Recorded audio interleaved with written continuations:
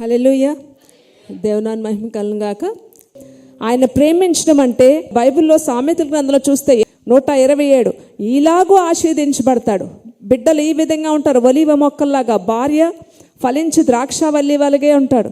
అతను చేయని దంతియు సఫలమగును. యెహోవా ఆయన్ని ఆశీర్వదించును. కుటుంబాన్ని దేవుడు ఎలా ఆశీర్వదిస్తాడు? ఏ విధంగా ఉంటుంది అంటే ఫస్ట్ మాటను వినాలి. యెహోవా యందు భయభక్తులు గలవారు ఇలాగూ ఆశీర్వదించబడతారు. పైన ఒక కండిషన్తో కూడిన ఒక వాక్యం ఉంది, దాన్ని మనం చేస్తే ఇలాగూ ఆశీర్వదించబడతాం. భార్య ఫలిస్తుంది, బిడ్డలు ఫలిస్తారు, కుటుంబం నాకు చెదిరిపోకుండా కుటుంబాన్ని దేవుడు ఆశీర్వదిస్తాడు. ఇన్ని విధాల ఆశీర్వాదాలు మనం సొంతం చేసుకోవాలంటే యెహోవా యందు భయభక్తులు కలిగి ఉండాలి. యెహోవా యందు భయభక్తులు కలిగి ఉండడం అంటే ఏంటండి? సామెతల గ్రంథం చదవండి. ఆయన ఆజ్ఞని ఎవరైతే అనుసరిస్తారో, ఆయన ఆజ్ఞని ఆలకిస్తే నువ్వు యెహోవా యందు భయభక్తులు కలిగి ఉన్నట్టే. ఆయన ఆజ్ఞలు అంటే ఏంటో తెలుసు కదా మనకి. అంటే ఆయన మాట వినడం, ఆయన ఏం చెప్తున్నారో, ఏ విధంగా ఆయన వెంబడించాలని చెప్తున్నారో అది వింటే మనం ఆయన యందు భయభక్తులు కలిగి ఉన్నట్టే. ఆయన యందు భయభక్తులు కలిగి ఉంటే తప్పకుండా మనం ఆశీర్వదించబడతాం. కనుక ఇలాగ లింక్ అయి ఉన్నాయి ఒకదానికొకటి. ఏ విధంగా ఉంది మన పరిస్థితులు? ఆశీర్వాదం ఒకటే కావాలనుకుంటున్నాం, కానీ ఆయన మాట వినాలి, ఆయనకి భయభక్తులు కలిగి ఉండాలని రెండు పక్కన పడేస్తున్నాం. ప్రతి విషయంలో మిమ్మల్ని మీరు సరి చేసుకొని దేవుని హృదయపూర్వకంగా ఆరాధన చేయాలి. ఆశ్చర్య కార్యాలు చేసే దేవుడు, ఆశ్చర్యములు ఆయన కార్యములు కదండి.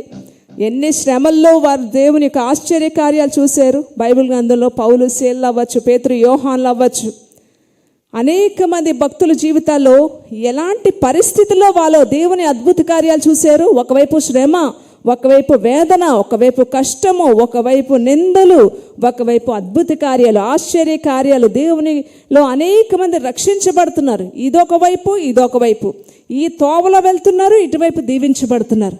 అది మనం చూసుకోవాలి. ఈరోజు ఎవరైనా సరే, ఈరోజు ఇక్కడ ఎవరెవరు ఉన్నారో, ఎటువంటి వేదనతో వచ్చారు, ఎటువంటి నిందలతో వచ్చారు, ఎటువంటి అవమానాలతో వచ్చారు, ఎటువంటి భారమైన ఒక క్లిష్టమైన పరిస్థితితో దేవుని సన్నిధిలో ఉన్నారో, మీ పరిస్థితులు ఏంటో మాకు తెలియవు, కానీ మీరు వెళ్తున్న ఈ నిందల్లోనే ఇంకొక వైపు ఆశీర్వాదం అనేది కూడా ఉందని జ్ఞాపకం చేసుకొని, అయ్యా నీ కార్యాలే ఆశ్చర్యం అని చెప్పి ఆ నిందలను బట్టి, ఆ వేదన బట్టి, ఆ అనారోగ్యాన్ని బట్టి, ఆ శోధనను బట్టి, మీరు వెళ్తున్న క్లిష్ట పరిస్థితిని బట్టి మీరు ఆరాధన చేయగలిగితే నీ కార్యాలే ఆశ్చర్యములయ్యా అని చెప్పి మీరు ఆరాధన చేయగలిగితే ఇంకొక వే మీరు చూస్తారు ఇంటికి వెళ్ళేటప్పటికి. ఎంతమంది నమ్ముతున్నారండి? ఆరాధన చేద్దాం, మరి ఆరాధన చేద్దామా? దేవుని స్తుతిద్దాం. ప్రతి ఒక్కరు చేతుల పైకి దేవుని స్తుతిద్దాం. నీ కార్యాలు ఆశ్చర్యములయ్యా.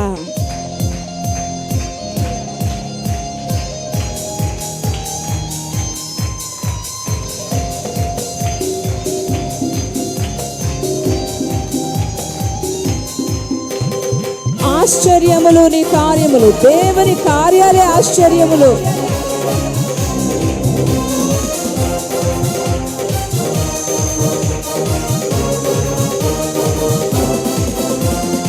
ఆశ్చర్యములు నీ కార్యములు చెప్పాలి బిగ్గర. ఆశ్చర్యములు నీ కార్యములు, ఆశ్చర్యములు నీ కార్యములు, ఆశ్చర్యములు నీ దేవుని కార్యములు, దేవుని కార్యములు ఆశ్చర్యములు, దేవుని కార్యములు ఆశ్చర్యములు, ఆశ్చర్యములు నీ కార్యము. చెప్పాలి గొంతెత్తి, చెప్పాలి కొట్టాలి బిగ్గరగా. ఆశ్చర్యములు నీ కార్యములు, దేవుని కార్యములు, దేవుని కార్యములు, దేవుని కార్యములు. నమ్ముతున్నారా? నమ్మిన వారు మాత్రమే చెప్పండి. దేవుని కార్యములు ఆశ్చర్యములు, దేవుని కార్యములు ఆశ్చర్యములు, ఆశ్చర్యములు నీ కార్యములు, ఆశ్చర్యములు నీ కార్యములు, ఆశ్చర్యములు నీ కార్యములు, ఆశ్చర్యములు నీ కార్యములు. యేసు నామమున ఎరిగిన బిడ్డలు ఏక మనస్సుతో ఎప్పుడైతే ప్రార్థన చేశారు, పట్టణములని గలిబిలి చేసి ప్రజలట కలవరపడిపోయారట. ఎక్కడి నుంచి వచ్చారు ఇంత ధైర్యం?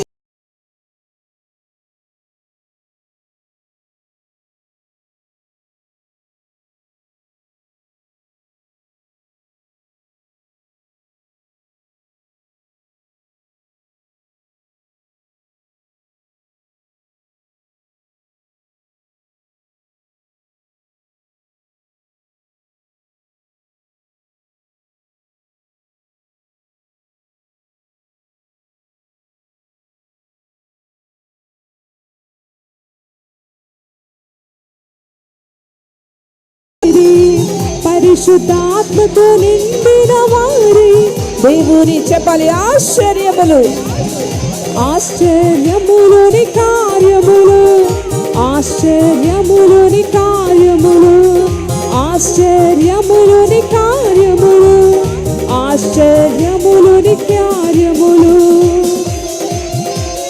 పౌలు శీలలు పట్టణాల్ని గలిబిలి చేశారట, ప్రజల్ని కలవరపరిచారట. ఎక్కడి నుంచి వచ్చారు వీరు? ఎవరు ఉన్నారు వీరు వెనకాతల? గొప్ప గొప్ప కార్యాలు చేసిన దేవా, నీకు సాటి అయిన వారు ఎవ్వరూ లేరయ్యా.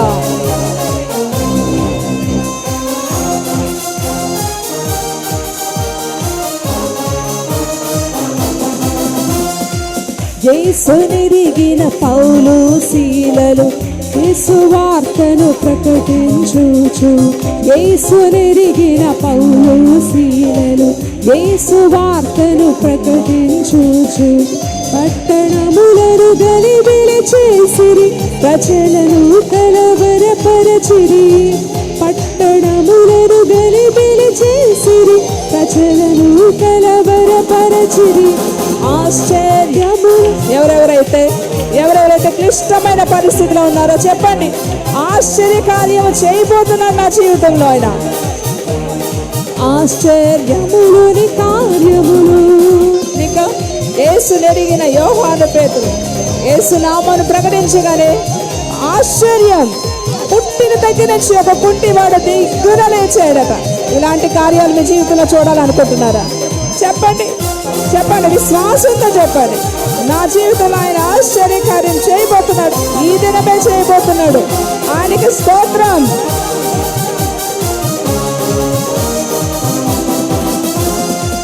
యేసునెరిగిన యోహాను పేతురు యేసు నామమును ప్రార్థించగా, యేసునెరిగిన యోహాను పేతురు యేసు నామమును ప్రార్థించగా, కుంటివాడు దిగ్గున లేచెను, అరచుచు దేవుని స్తుతించెను. కుంటివాడు దిగ్గున లేచెను, అరచుచు దేవుని. ఆశ్చర్యములు, ఆశ్చర్యము. నమ్మిన వారు, నమ్ముతున్న వారు ఎవరు నమ్ముతున్నారు? నేను భయంకరమైన సమస్యలో ఉన్నాను, ఆశ్చర్యం చేయబోతున్నాడు నా దేవుడు. మరలా మరలా మరలా. ఆశ్చర్యములోని కార్యములు, ఆశ్చర్యములోని కార్యములు, ఆశ్చర్యములోని. నా జీవితంలో ఆశ్చర్యములు, దేవుని కార్యములు, దేవుని కార్యములు, ఆశ్చర్యములు. దేవుని చెప్పండి మరలా మరలా మరలా. దేవుని కార్యములు, ఆశ్చర్యములు, దేవుని కార్యములు, ఆశ్చర్యములు, ఆశ్చర్యములోని కార్యములు. చెప్పండి, ఈ మాట చెప్పాలి, చెప్పాలి, చెప్పాలి, చెప్పాలి. ఆరాధనకు సిద్ధపడాలి, ఆరాధనకు సిద్ధపడాలి. దేవుని కార్యములు, దేవుని కార్యములు, ఆశ్చర్యములు, దేవుని కార్యములు, ఆశ్చర్యములు, దేవుని కార్యములు, ఆశ్చర్యములు, దేవుని కార్యములు, ఆశ్చర్యములు, ఆశ్చర్యములోని కార్యములు, ఆశ్చర్య.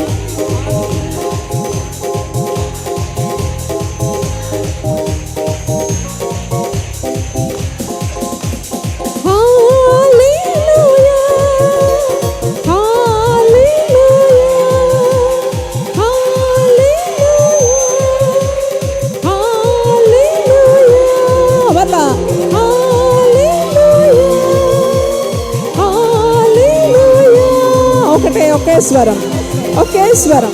మిమ్మల్ని మీరు చూసుకుంటే ఆశ్చర్యం, మీ బిడ్డల్ని చూస్తే మీకు ఆశ్చర్యం.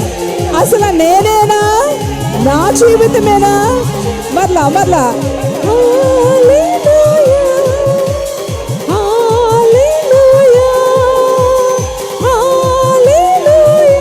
నన్ను చూసుకుంటే నా ఆశ్చర్యం. ఆయన నిన్ను కలుగజేసిన విధానం చూస్తే ఆశ్చర్యం, నిన్ను కలుగజేసిన విధానం చూస్తే ఆశ్చర్యం.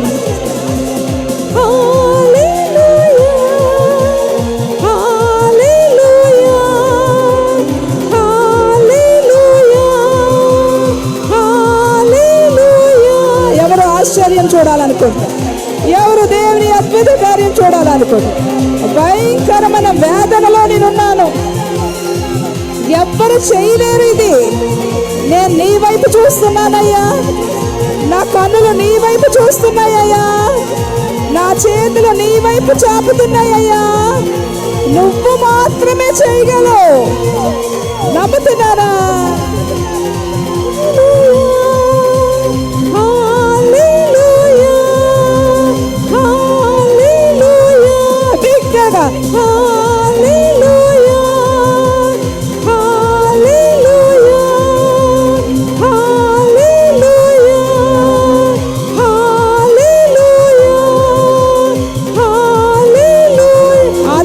ఆత్మపురులే ఆరాధన చేయండి.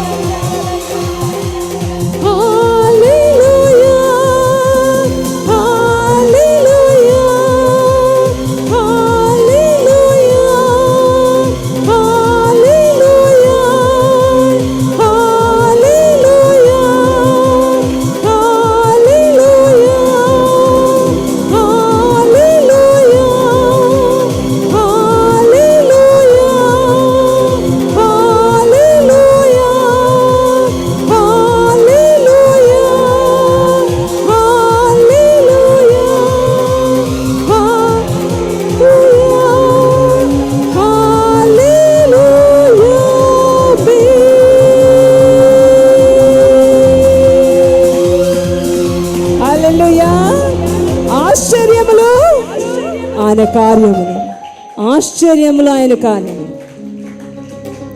ఒక తోవ నీకు వేదన, ఇంకొక తోవ నీకు ఆశ్చర్య కార్యాలు దేవుడు దాటించాడు. ఈ వేదన నువ్వు ఎప్పుడైతే ఆశ్చర్యంగా దాటగలుగుతావో, దేవుని స్తుతిస్తూ దాటగలుగుతావో, ఈ యొక్క ఆశీర్వాదం మరుక్షణమే నీవు ఊహించలేని గొప్ప కార్యం దేవుడు నీకోసం దాచి ఉంచాడు.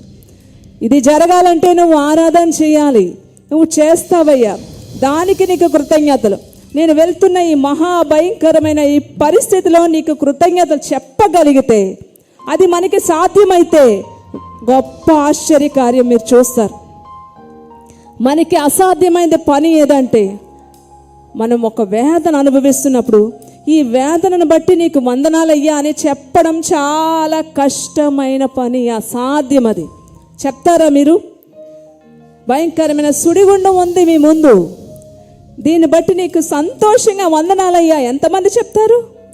చాలా కష్టం కదా. ఎంత కష్టం అండి. ఒక సంతోషకరమైన ఒక శుభవర్తమానం అయితే కృతజ్ఞతలు చెప్తాం. ఒక పెళ్లి కుదిరిందంటే సంతోషం.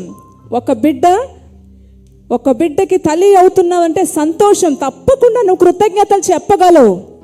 కానీ నువ్వు ఒక గొడ్రాలు అయితే అందరూ నిన్ను నిందిస్తుంటే నువ్వు చెప్పగలవా కృతజ్ఞతలు?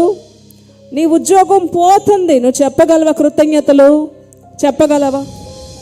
నిన్ను అందరూ బయటికి తరిమేశారు, చెప్పగలవా కృతజ్ఞతలు? చెప్పగలవా?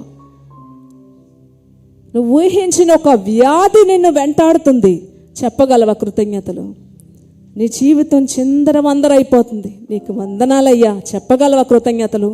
ఇంకొక తోవ నీకు కోసం దేవుడు తీసి ఉంచాడు, ఓపెన్ చేసి ఉంచాడు డోర్స్. ఇందులో నువ్వు కృతజ్ఞతలు చెప్పగలిగితే ఎంతమంది చెప్పగలరు? మొక్కల మీదకి వెళ్దామా? మరొక్కసారి దేవుని స్తుతిద్దామా? చాలా కష్టం కదా, చాలా కష్టం. అది మీరు ప్రాక్టీస్ చేయగలిగితే అడుగడుగున ఒక శోధన వెనకాతలో ఒక గొప్ప గొప్ప ఆశీర్వాదాలు. కానీ చాలా కష్టం అండి మనకి, అది చాలా కష్టం. ఒక సేవకుడి కట తన భార్య కొద్ది నెలల క్రితమే చనిపోయిందట. ఉన్న ఏకైక కుమార్తె, ఒకే ఒక్క కుమార్తె, అల్లారు ముద్దుగా ఇంకా ఎవ్వరు లేరు. ఆ సేవకుని యొక్క సర్వస్వం ఆ చిన్న పాపే, ఆ యొక్క 5 సంవత్సరాల పాపే. భార్యను కోల్పోయిన దుఃఖంలో ఉన్నాడు ఆ సేవకుడు, నిరాశతో ఉన్నాడు. కొద్ది నెలల క్రితమే భార్యను కోల్పోయాడు. అయితే ఒకరోజు ఏమైందంటే, ఆ చిన్న పాపని తీసుకొని బండి మీద వస్తున్నప్పుడు అకస్మాత్తుగా యాక్సిడెంట్ అయ్యి ఆ డివైడర్కి గుద్దేసి పాప పడిపోయింది. డివైడర్కి తల తగిలి వెంటనే బ్రెయిన్ డెడ్ అయిపోయింది. ఆ బిడ్డని తీసుకొని హాస్పిటల్కి పరిగెత్తి ఏడుస్తూ, ఇంకా అయిపోయింది నా జీవితం అనుకొని ఏడుస్తూ పరిగెత్తేడు. డాక్టర్స్ కోమాలకు వెళ్ళిపోయిందని చెప్పారు. ఎప్పుడు తెలివి వస్తుందో తెలియదు, మనకి చెప్పలేం మనం అని. అలాగా రోజులు నెలలు గడుస్తున్నాయండి. ఇంకా ఎంత నిరాశతో ఉన్నాడంటే ఆ పరిస్థితి ఒకసారి ఊహించండి. నెలల క్రితమే 2-3 నెలల క్రితం భార్యను కోల్పోయాడు. తనకి జీవితం సర్వస్వం, ఇంకా చిన్న పాప అనుకున్న ఆ బిడ్డ చూస్తే కోమాలకు వెళ్ళిపోయింది. ఇలాంటి సమయంలో ఒక మనిషి జీవితం, ఒక మనిషి యొక్క ఆలోచనలు ఏ విధంగా ఉంటాయి? ఏమనిపిస్తుంది? నెక్స్ట్ వచ్చే మనకు ఆలోచన ఏంటి? నేను ఎందుకు బ్రతికి ఉండాలి, ఇంకా నా జీవితం ఎందుకు, నేను ఎవరి కోసం బ్రతకాలి? ఈ 3 ప్రశ్నలు మన ముందుకు నిల్చుండిపోతాయండి. ముందు నిల్చుంటే 3 వచ్చి, నువ్వెందుకు, నువ్వెవరి కోసం బ్రతకాలి, ఇంకా దేనికోసం నువ్వు ఉండి ఎవరికి ఉపయోగం అనే ప్రశ్నలు ఇలాంటి సందర్భాల్లో వచ్చి నిల్చుంటాయి. ఈయన ముందు కూడా అంతే. ప్రతిరోజు కూడా కుమార్తె దగ్గరికి వెళ్ళి రాత్రనక పగలనక ఏడుస్తూ, నేనేం తప్పు చేశాను ప్రభా, నేను సేవలో నిస్వార్థంగా ఉన్నాను, అన్నిట్లో ఖచ్చితంగా ఉంటాను, ఎవరిని మోసం చేయలేదు, ఎవరికీ అన్యాయం తలపెట్టలేదు, నాకున్న కొద్ది దాన్ని నేను జాగ్రత్తగా కాపాడుకుంటున్నాను, ప్రతి దాంట్లో నీకు భయభక్తులు కలిగి ఉంటున్నాను, అన్ని విషయాల్లో నేను సంతోషపెట్టాలనే చూశాను. నా భార్య చనిపోయినా సరే నా దుఃఖాన్ని నా గుండెల్లోనే దాచుకున్నాను. నాకున్న ఒకే ఒక్క కుమార్తె నా సర్వస్వం అనుకున్న ఆ కుమార్తె కూడా ఈరోజు నా చేతులు దాటిపోయే పరిస్థితికి వచ్చింది. నేను ఇంక దేనికోసం బ్రతకాలి, ఎందుకు నా జీవితంలో ఇవి ప్రవేశపెట్టావు అని ఏడుస్తున్నాడు. ఇంకా అలా గడుస్తున్నాయి నెలలు.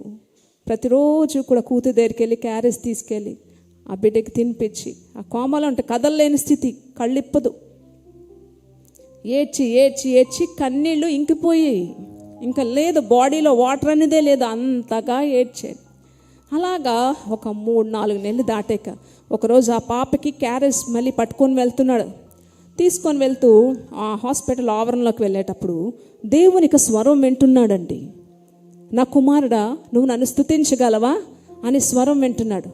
లేదు ప్రభా, నన్ను క్షమించు, నేనేమైనా మంచి జీవితంలో జీవిస్తున్నానా, మంచిగా ఉందా నా జీవితం, చిందరవందర అయిపోయింది, ఏ విధంగా నేను స్తుతించగలను, అది మాత్రం నన్ను అడక్కు, నేను గుండె నిండా నా గుండె మొక్కలైపోయి ఎవరి కోసం బ్రతకాలో దేనికోసం బ్రతుకుతున్నా కూడా తెలియకుండా ఉంది నా జీవితం, నేను చెప్పలేను ప్రభా, నా వల్ల కాదని చెప్తున్నాడు.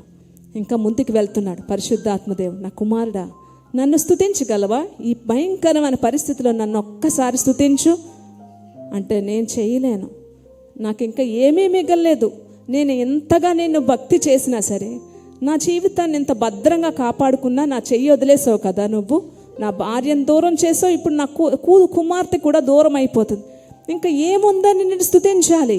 హాస్పిటల్ మెట్లెక్కుతున్నాడు.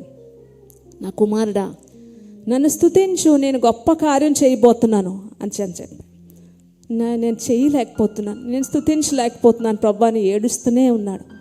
ఇంకా మెట్లెక్కుతున్న కొద్దీ పరిశుద్ధాత్మ దేవుడు ఒక్కసారి ఆ వ్యక్తిని ఎప్పుడైతే ఆవరించారో, చెప్పలేనంత కన్నీరండి, వేదన, దుఃఖంతో, ప్రభా నా జీవితంలో ఎన్నో మేళ్ళు చేసావు, పశ్చాత్తాపం వచ్చింది, ఇప్పుడు ఎన్నో మేళ్ళు చేసావు, ఒక ఉన్నత స్థితిలో నన్ను ఉంచావు, నేను మంచిగా నిర్దోషంగా బ్రతకడానికి కూడా నీ కృపే ఆధారం.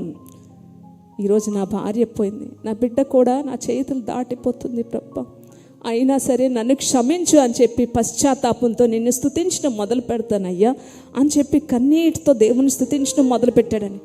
ఆనందం, సంతోషం పట్టజాలని అంత గొప్ప ఆనందంతో గుండె నిండిపోయి ఆ మెట్లు ఎక్కుతూనే స్తుతించడం మొదలుపెట్టాడండి.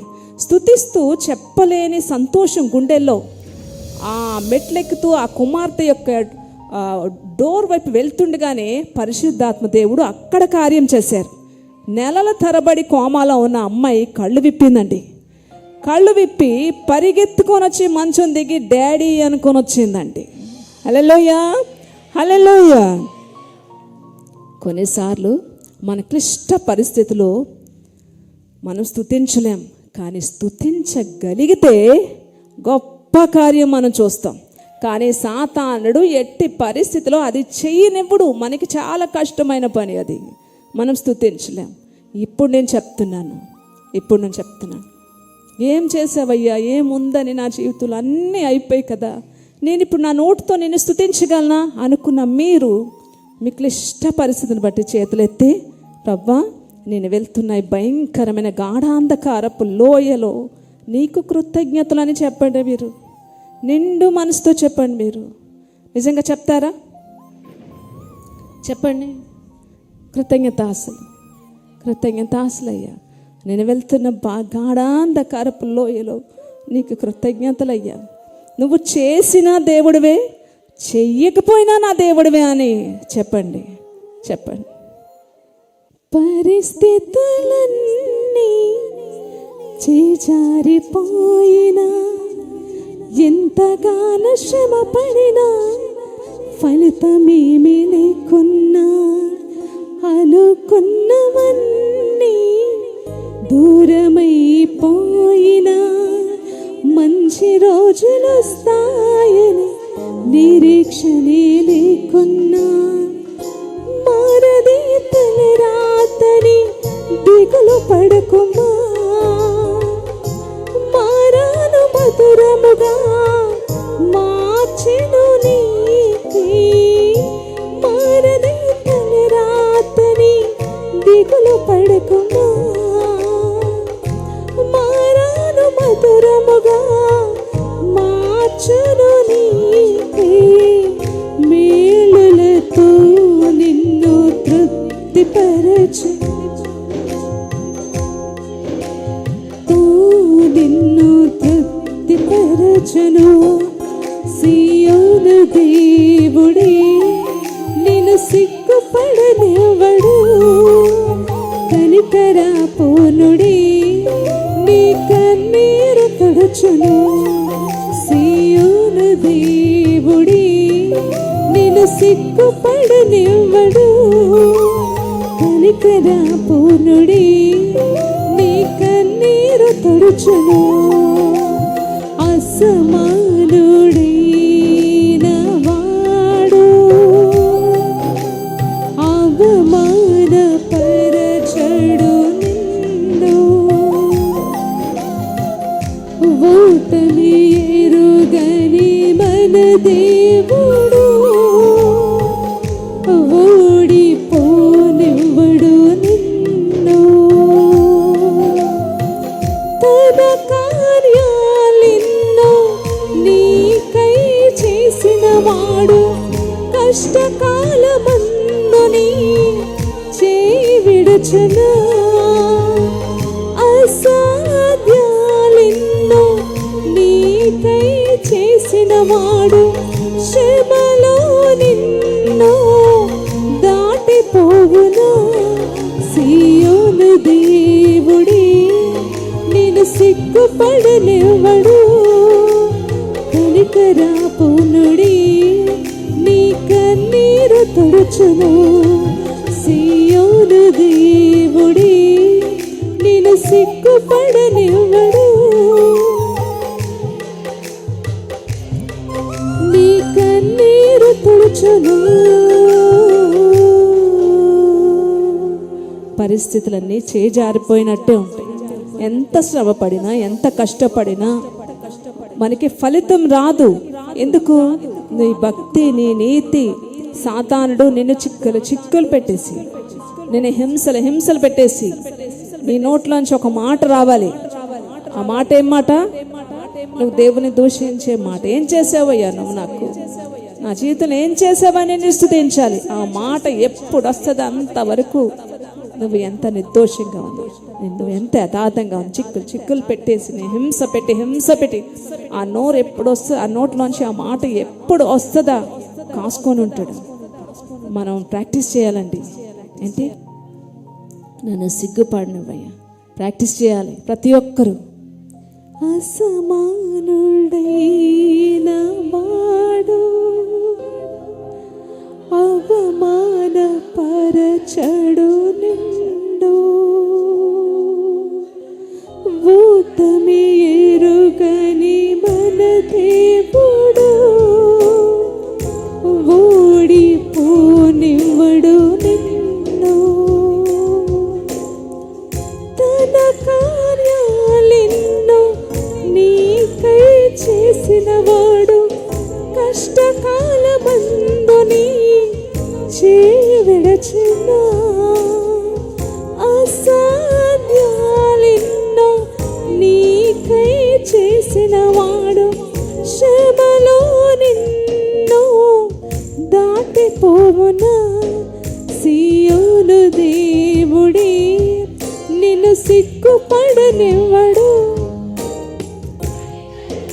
పూర్ణుడే నీ కన్నీరు తుడుచును.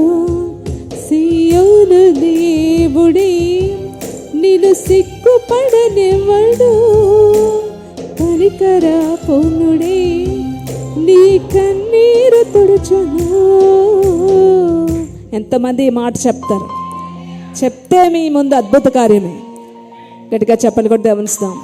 సమస్త మహిమ ఘనత ప్రభావం ఆయనకే ఆయనకే ఆయనకే చెల్లును కాక. ఈరోజు ప్రత్యేకంగా దేవుడు ఎవరితో మాట్లాడినా ఎలుగెత్తి బిగ్గరగా ప్రార్థన చేయండి, దేవుని ఘనపరచండి.